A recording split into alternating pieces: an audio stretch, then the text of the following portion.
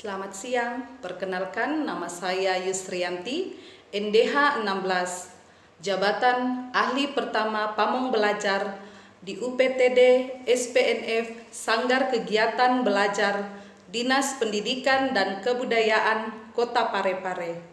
Saya merupakan peserta pelatihan dasar CPNS Angkatan 1 Pemerintah Kota Parepare tahun 2022 yang diadakan oleh Puslatbang KMP LAN Makassar. Baiklah, kita masuk dalam literasi digital. Sesuai dengan arahan Presiden dalam upaya percepatan transformasi digital, pengembangan sumber daya manusia merupakan salah satu fokus Presiden. Berdasarkan arahan Presiden pada poin pembangunan sumber daya manusia dan persiapan kebutuhan sumber daya manusia, talenta digital, literasi digital berfungsi untuk meningkatkan kemampuan kognitif sumber daya manusia di Indonesia agar keterampilannya tidak sebatas mengoperasikan gawai.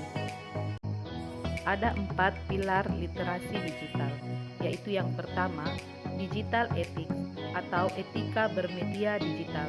Yang kedua, digital culture atau budaya bermedia digital.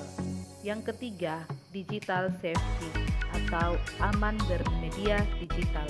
Dan yang terakhir, digital skills atau cakap bermedia digital. Ada beberapa konten negatif yang kadang keluar di media digital, yaitu diantaranya yang pertama adalah hoax atau berita bohong. Yang kedua ialah perundungan di dunia maya atau cyberbullying, yaitu tindakan agresif dari seseorang atau sekelompok orang terhadap orang lain yang lebih lemah, baik secara fisik maupun mental, dengan menggunakan media digital.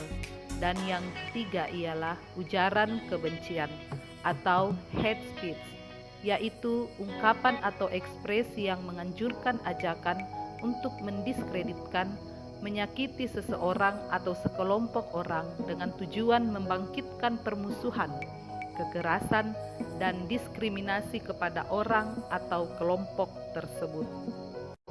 Kita masuk dalam manajemen ASN. Manajemen ASN adalah pengelolaan ASN untuk menghasilkan pegawai ASN yang profesional, memiliki nilai dasar, etika profesi, bebas dari intervensi politik, bersih dari praktik korupsi, kolusi, dan nepotisme. Pegawai ASN berkedudukan sebagai aparatur negara yang menjalankan kebijakan yang ditetapkan oleh pimpinan instansi pemerintah serta harus bebas dari pengaruh dan intervensi semua golongan dan partai politik.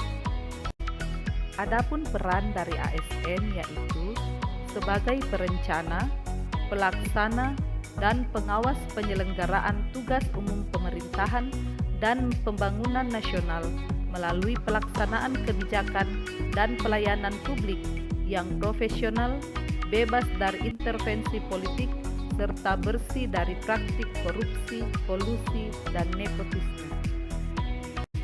ASN di Indonesia terdiri dari PNS dan P3K. Hak dari mereka juga berbeda.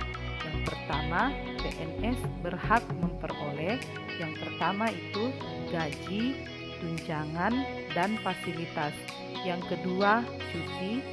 Yang ketiga, jaminan pensiun dan jaminan hari tua. Yang keempat, perlindungan.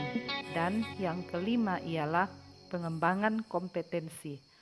Adapun P3K berhak memperoleh yang pertama, gaji dan tunjangan. Yang kedua, cuti. Yang ketiga, perlindungan.